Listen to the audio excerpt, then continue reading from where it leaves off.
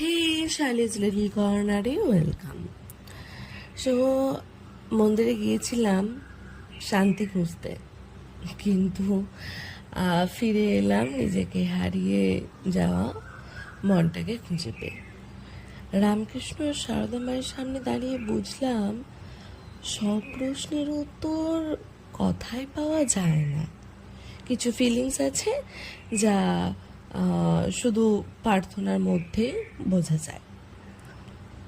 Life যখন অনেক কঠিন হয়ে যায়, তখন একটা আশীর্বাদে নতুন করে বাঁচার সাহস দিয়ে দেয়। মা শারদা আর বাবা রামকৃষ্ণের চরণে মাথা রেখে মনে হলো আমি একা নই। I didn't ask for happiness. I just asked for strength. শান্তি কোনো জায়গায় নয়, শান্তি থাকে বিশ্বাসের মধ্যে।